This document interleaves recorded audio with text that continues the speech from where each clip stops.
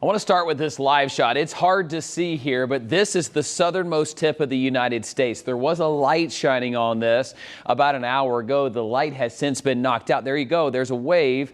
This is an 8-foot pillar here if you've ever had your picture made there in Key West, and the waves are crashing up and over that. The storm surge is incredible. You can see even when it settles down, it still's about 2 or 3 feet high, and those waves are crashing up and over this. The power of Ian is just so devastating, and that kind of storm surge is going to be felt when this makes landfall near Fort Myers, Florida. As we look at temperatures right now here at home, we're already in the 40s in parts of the upstate. It is cooling down efficiently, and it's going to be really cold tomorrow morning. You'll wake up to 44 there in Pickens. I've got 30s in parts of the mountains. It'll be chilly in the morning and then warm up as the day goes on to the low 70s. Yep, that's it. The breeze picks up tomorrow, and it gets cool as Ian gets closer to us. And I say cool because it's bringing in the winds from the northeast. Here we are. Hurricane Ian advisory at 11 o'clock has 120-mile-per-hour winds. It's maintaining its strength as a Category 3 hurricane right now, but it's forecast to become a Cat 4 as it makes landfall near Fort Myers. This is better news for Tampa and Sarasota, especially Tampa Bay there, because the storm surge here is more toward Fort Myers. What's good for Tampa is not good for Fort Myers.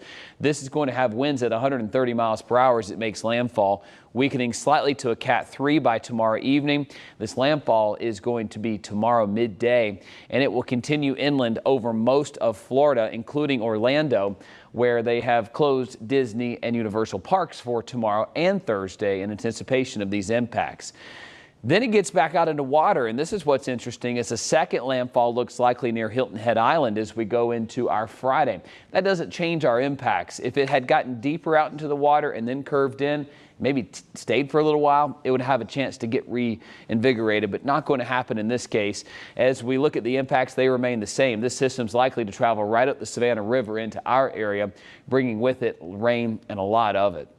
Let me show you the spaghetti models here. Storm surge values concerning here and along the coast. You can see all those spaghetti models bring it right through our area. I want to specify the 3 most reliable models. They're in tandem here, the European, GFS, and Canadian.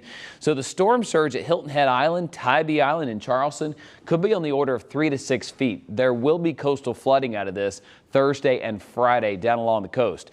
Folly Beach, you've got Isle of Palms. Likely a lot of that's going to be underwater, and beach erosion is going to be a problem. So up and down the East Coast preparing for this second landfall, and for us, we're preparing for rain and a lot of it. There's already storm surge alerts. There's an advisory out for storm surge possibilities from Charleston all the way down to Hilton Head, includes Savannah as well, and newly posted tropical storm warnings because those tropical storm conditions will be likely there.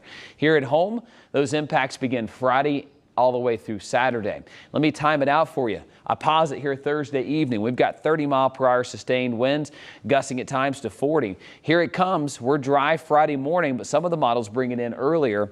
9 to 12 o'clock would be a good start time for that rain. And here are those gusts throughout the day, 35 to 45-mile-per-hour gusts.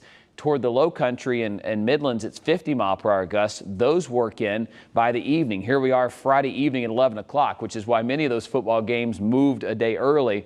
It's this 40-mile-per-hour pouring rain. I mean, that's just sideways rain, and it's a chilly rain, low to mid 60s.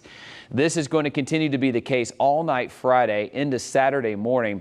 By Saturday afternoon, the low, the hurricane, the remnants of the hurricane over Atlanta, and we're still getting impacts from it. Scattered rain, heavy at times, but it's starting to light up a little bit.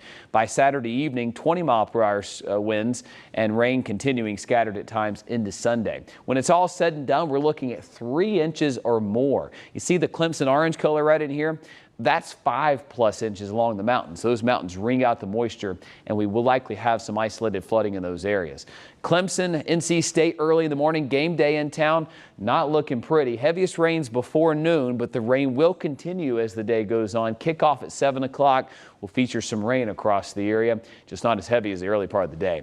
4-day looks like this. Beautiful tomorrow, 70 degrees, windy, 69 on Thursday.